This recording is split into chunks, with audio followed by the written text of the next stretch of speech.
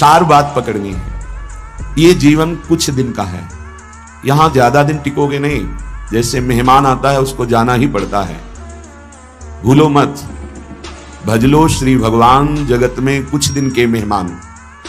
अंतिम परिणाम पर किसी की दृष्टि नहीं है। जहां देखो बस हमको ये मिल जाए, ये भोग लूं, ये देख लूं, ये सुन लूं, ऐसा बन जाऊं। कितने दिन के लिए बन जाओगे? कहीं कुछ भी तुम्हें मांगने की जरूरत नहीं, किसी के आगे हाथ पसारने की जरूरत नहीं कि आशीर्वाद दे दीजिए, हमारी प्रार्थना मान लीजिए। यदि आप नाम जापक हैं तो दूसरों को सुख देने की सामर्थ्य रखने वाले हैं। आप भगवान के अंश हैं। आप कोई साधारण नहीं, आप अपने स्वरूप को पहचानिए। ये भटकना छोड़िए। नाम जप में रुचि नहीं, सतमार्ग सत्क्रियाएं ये रुचि नहीं, तो कहीं भी भाग के चले जाओ, दुख ही मिलेगा, अशांति मिलेगी, चिंता मिलेगी। ऐसे महापुरुषों का संग नहीं, वृंदावन का आश्रय वास नहीं, और प्रिया प्रीतम की उपासना नहीं, तो तुम्हारा जीवन धिक्कार। किस काम का जीवन? ये बच्चे पैदा करना, सोना, खाना, पीना, रहना, जीना, ये तो सुअर कुत्ता भी कर रहे हैं। अगर नाम जप नहीं चल रहा तो समेट लो जितनी सुख सुविधाएं। अंतिम समय हमारी बात याद करना, कुछ तुम्हारे हाथ नहीं लगेगा। अब भी देख लो, कोई 20 का है, कोई 50 का, कोई 40 का, 30 का। इतना समय व्यतीत हो गया, क्या है तुम्हारे पास जो यहां से ले चलोगे? धिक्कार है, व्यर्थ है उसका जीवन जिसके हृदय में श्री राधा नाम नहीं है, राधा चरणारविंद की प्रीति नहीं है, जिसके हृदय में राधा के प्राणनाथ प्रिय श्री लालजू के नाम में प्रीति नहीं, लालजू के चरणों में प्रीति नहीं, जिसके हृदय में जहां प्रियालाल खेल रहे हैं ऐसे वृंदावन से प्रीति नहीं, जिनके हृदय में वृंदावन प्रियालाल प्रकाशित हो रहे हैं ऐसे प्रेमी जनों से प्रीति नहीं, तो धिक्कार है जीवन को। 4 बातें, न राधा प्रियो, नापि वृंदावनम, नैव वृंदानि तत्प्रेम भाजाम। जो प्रेम पात्र बने हुए हैं, जिनके हृदय में वृंदावन सहित संपूर्ण सखियां और प्रिया प्रीतम खेल रहे हैं, ऐसे प्रेमी जनों का यदि संग नहीं मिला तो धिक्कार तुम्हारे जीवन को। देखो, सार बात पकड़नी है। ये जीवन कुछ दिन का है, यहां ज्यादा दिन टिकोगे नहीं। जैसे मेहमान आता है उसको जाना ही पड़ता है। भूलो मत, भजलो श्री भगवान, जगत में कुछ दिन के मेहमान। यहां कुछ दिन के लिए आए हो। काल तुम्हारी एक एक सेकंड, एक एक मिनट, एक एक घड़ी प्रतीक्षा कर रहा है। पूरा होने दो, विध्वंस कर देगा, मार देगा। जैसे शिकारी के निशाने पर शिकार हो, ऐसे हम हर समय काल के निशाने पे हैं। मृत्यु रूपी बाण संधान किए हुए वो हर क्षण हमारा केवल इंतजार कर रहा है समय का। सच्ची मानना, वो ये नहीं देखेगा कि तुम गर्भस्थ हो, शिशु हो, बालक हो, जवान हो, बूढ़े हो, स्त्री हो, पुरुष हो। 84 लाख योनियां उसका शिकार हैं। प्रधान मानव योनि ये केवल मुक्त होने के लिए मिली है। अंतिम परिणाम पर किसी की दृष्टि नहीं है। जहां देखो बस हमको ये मिल जाए, ये भोग लूं, ये देख लूं, ये सुन लूं, ऐसा बन जाऊं। कितने दिन के लिए बन जाओगे? सब कुछ बिगड़ जाएगा। यदि तुम्हारे हृदय में श्री लाडली जू का नाम नहीं, लालजू के चरणों की प्रीति नहीं, लाडली लाल के प्रिय धाम महामहिम सर्व पापनाशक सर्व सुखदायिनी वृंदावन की भूमि से प्रीति नहीं, वृंदावन प्रिया प्रीतम के अनुराग में डूबे हुए ऐसे प्रेमी महात्माओं का संग नहीं, तो तुम्हारा जीवन व्यर्थ है। धिक्कार है तुम्हारे जीवन को कि इतना दिव्य मानव देह मिला जिसे दुर्लभो कहा गया। ऐसे दुर्लभ मनुष्य देह से तुम क्या करते रहे? मैथुन धर्म से युक्त होना, आहार विविध प्रकार के पाकर प्राणों का पोषण करना और मनमानी आचरण करके खूब धन आदि कमाना, खूब अच्छा मकान गाड़ी व्यवस्था सब कर लेना, इसमें जो आपका समय गया तो सार बात तो कमाई नहीं, प्रभु का नाम। तो जब शरीर छूटेगा तो सब छूट जाएगा। तो आपका 50 वर्ष 100 वर्ष जो मनुष्य देह मिला उसमें क्या आपके हाथ लगा? ये विचार नहीं आता माया के कारण। बार बार माया विस्मृति के गर्त में डालकर बस भोगों में समय नष्ट करती है। धन्य है उनका जीवन जो किशोरी किशोरजू की उपासना, धाम की उपासना, भगवत प्रेमी महात्माओं के संग से नाम जप करना, प्रार्थना मान लीजिए, पछताना पड़ेगा यदि नहीं माने। एक एक क्षण नाम जप करते रहो, तुम्हें महासुखी कर देगा।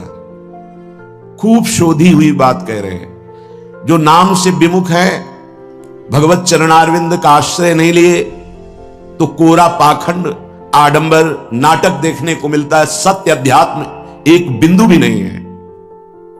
ये निंदा स्तुति का विषय नहीं है, ये सत्य वस्तु का विषय है। जिनके श्वास में नाम नहीं चल रहा, जिनके हृदय में सच्चिदानंद भगवान का आश्रय नहीं, तो हर चेष्टा उनकी पाखंड हो जाती है। भगवत ऋषि जी कह रहे हैं, बिन विवेक वैराग्य भक्ति बिन सत्य नए को मानो, भगवत विमुख कपट चतुराई सो पाखंड जानो। ऐसा पाखंड फल फूल रहा है कि लौकिक बुद्धि रखने वाले बस यही समझते हैं कि यही सार बात है। नहीं, कर लो, कर लो। तुम्हें 50-100 वर्ष मिले, पाखंड कर लो, दंभ कर लो, नाटक कर लो, जो चाहो एकत्रित कर लो। दुनिया का एक कबाड़ है। जब छूटने का समय आएगा तब तुम्हें पता चलेगा। मन पछताई है, अवसर भी दे। समय था तो प्रायश्चित नहीं किया अपने पाखंड का, दंभ का, पाप का। कल चर्चा हुई थी, दो नहीं रख के यहां से जाना चाहिए, एक ऋण और दूसरा पाप। नहीं तो तुम्हारे को आना पड़ेगा, दुर्गति हो जाएगी। किसी का एक पैसे का, एक वस्तु का उधार ऋण नहीं होना चाहिए जीवन में। और कोई भी पाप अब हमको साथ लेके नहीं जाना। अगर भूल से हो गए हैं तो हम उनका यहां प्रायश्चित करेंगे, अंदर से जलेंगे और संत महात्माओं से पूछेंगे इस पाप का हम क्या दंड स्वीकार करें, कौन सा प्रायश्चित करें। वो जो आदेश करें, बिना किसी प्रश्न के, संशय के, उसे स्वीकार कर लो, पाप नष्ट हो जाएगा। पाप और ऋण ये अपने जीवन में नहीं होना चाहिए। पर पाखंड, दंभ ये केवल पाप कराता है। भोले भाले भूले हुए जीव प्राणी वो जानते नहीं है कि किसे सत्य अध्यात्म कहते हैं। बस भूल में और भूल बटोरते घूम रहे हैं। कहीं कुछ भी तुम्हें मांगने की जरूरत नहीं, किसी के आगे हाथ पसारने की जरूरत नहीं कि आशीर्वाद दे दीजिए। हमारी प्रार्थना मान लीजिए। यदि आप नाम जापक हैं तो दूसरों को सुख देने की सामर्थ्य रखने वाले हैं। आप भगवान के अंश हैं। आप कोई साधारण नहीं, आप अपने स्वरूप को पहचानिए, ये भटकना छोड़िए।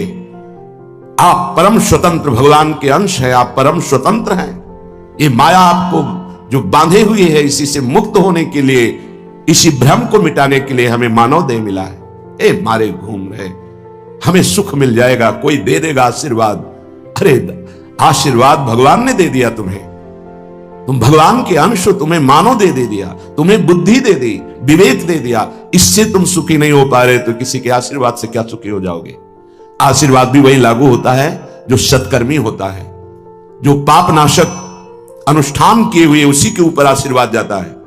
आप सोचे आप करें पाप, विषय विलासिता, और आपको कोई परमहंस आशीर्वाद दे दे। आपकी सामर्थ्य नहीं कि ऐसे आशीर्वाद देने वाले महापुरुष तक पहुंच पाए। जो पे दुष्ट हृदय सोई हुई, मोरे सन्मुख आव की सोई, वो जा ही नहीं सकता। अगर चले गए तो आशीर्वाद मांगने की जरूरत नहीं है। वो बात मिल जाएगी जो तुम्हें दूसरों को आशीर्वाद देने की सामर्थ्य प्रदान कर देगी। अपने लोग भगवान को भी आशीर्वाद देते हैं, अपने लोग महारानी जी को आशीर्वाद देते हैं। उन्हीं के नाम बल से, उन्हीं के चरण आश्रय बल से। लाडली जो थारो अविचल रहो जो सुहाग, आपका सुहाग अविचल रहे, आप दोनों ऐसे सुखी रहे। जब हम अपने आराध्य देव श्यामा से हमको आशीर्वाद दे सकते हैं, फिर और कौन बचा। तो किसके बल से? उनके नाम बल से, उनकी आराधना के बल से। क्या आप नाम जप नहीं कर सकते? क्या आप आराधना करके ऐसे समर्थ नहीं बन सकते? समर्थ वही है जिसका हाथ फैलाना मिट जाए, किसी से भी नहीं। आपके पास नाम है, आपके पास मंत्र है, उपासना है, आप समर्थ हैं, पर आप अपनी वस्तु को पहचान ही नहीं रहे। नाम जप में रुचि नहीं, सतमार्ग सत्क्रियाएं ये रुचि नहीं, तो कहीं भी भाग के चले जाओ, दुख ही मिलेगा, अशांति मिलेगी, चिंता मिलेगी, आशीर्वाद नहीं मिलेगा। वो देगा भी तो लगेगा नहीं, क्योंकि हृदय में हमारे अंदर पात्रता नहीं आ रही। पात्रता नाम जब से आती। मान लो प्रार्थना कुछ समझ में आवे या ना आवे, राधा राधा राधा। श्रीपाद कह रहे हैं, न राधा न राधा प्रियो नापि वृंदावनम और नैव वृंदान तत्प्रेम भाजाम।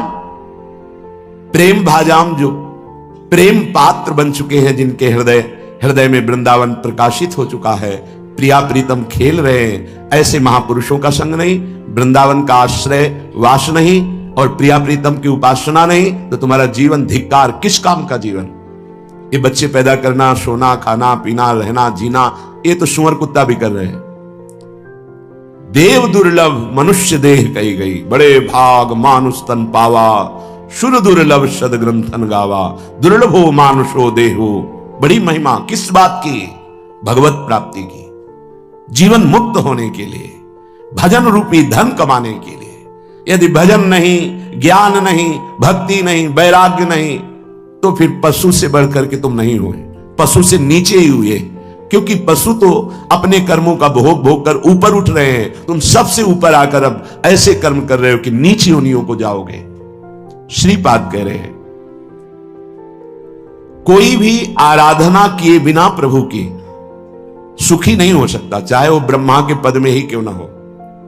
सच्ची मानना, अगर सुख का अनुभव होगा तो भगवत आराधना से। ये बैठ जाए दिमाग में, भोगों में सुख नहीं है। अनंत ब्रह्मांडों में जितने भोग हैं सब माया के द्वारा रचित हैं।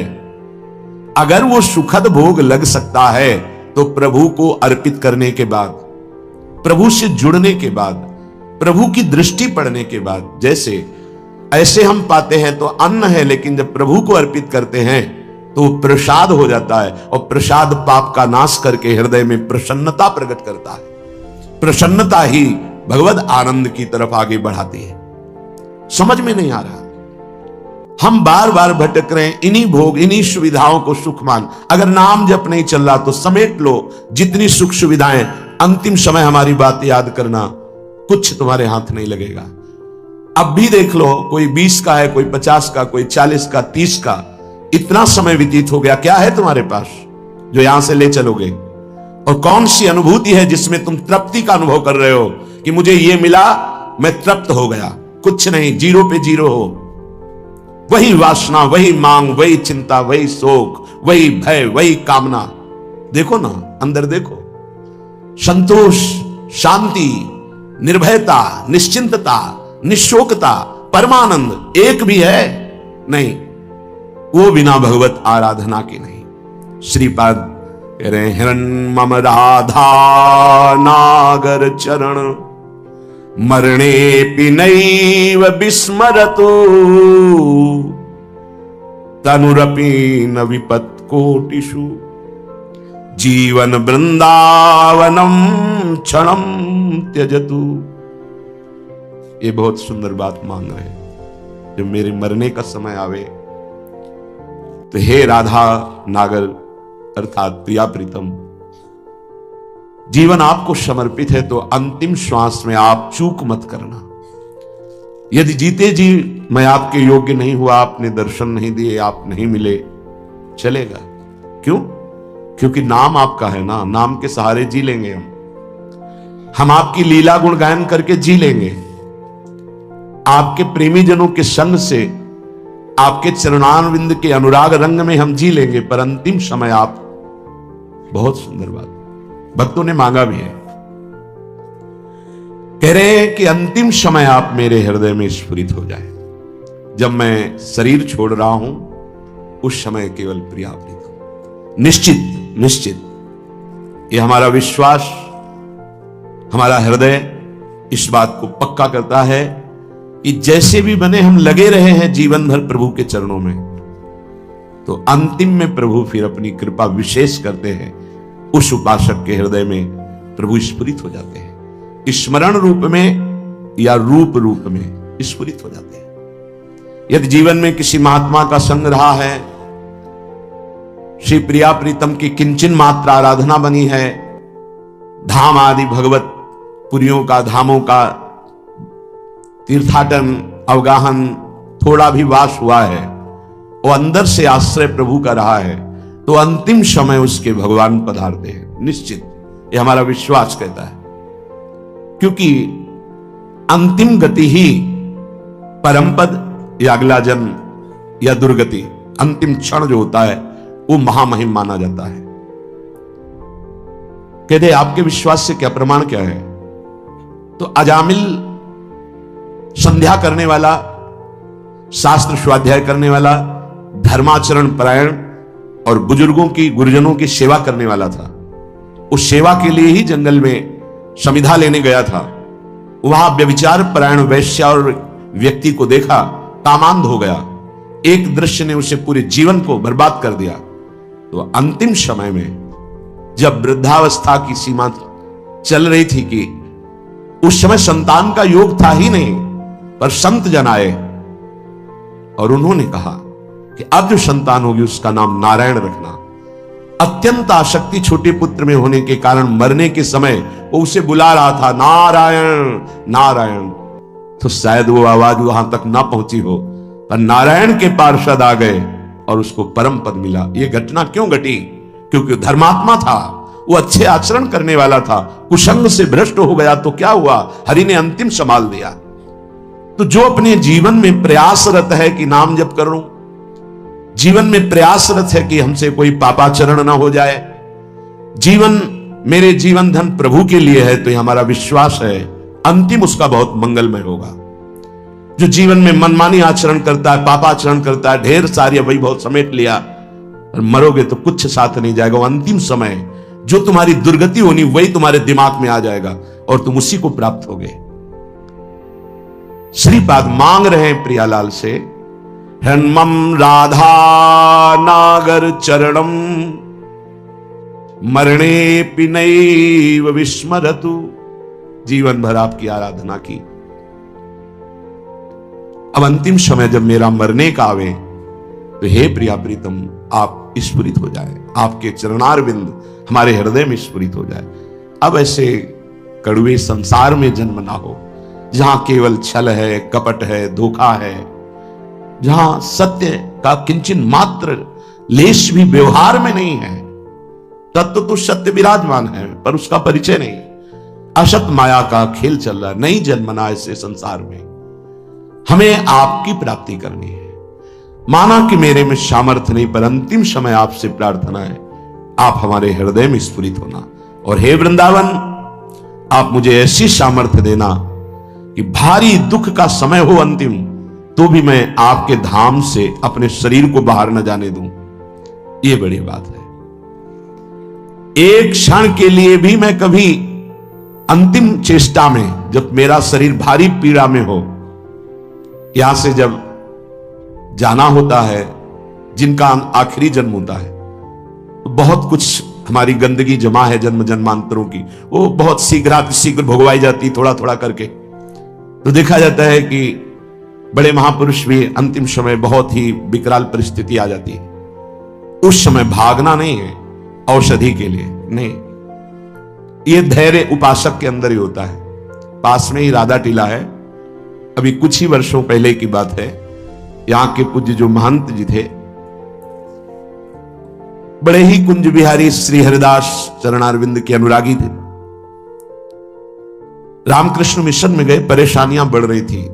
उन्होंने जांच की, उन्होंने कहा यहां नहीं, आपको दिल्ली जाना होगा, या हो सकता है आगरे में हो जाए, या तो नहीं हो सकता न मथुरा में न वृंदावन में। कुंज बिहारी श्री हरिदास कौन जाएगा दिल्ली आगरा। हालत खराब होती चली गई। श्री हरिदास कुंज बिहारी श्री हरिदास। सबसे कहा कि स्वामी जी बुला रहे हैं हमें, जल्दी तैयारी करो जल्दी।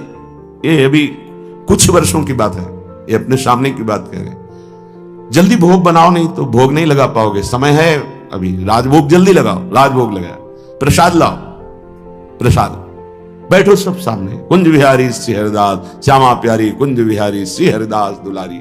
कीर्तन शुरू हुआ, कोई समझ नहीं पा रहा क्या कह रहे, बस खून की उल्टी हुई, बोले स्वामी जी बुला रहे, चले गए। ये है जीवन भर की आराधना का स्वरूप।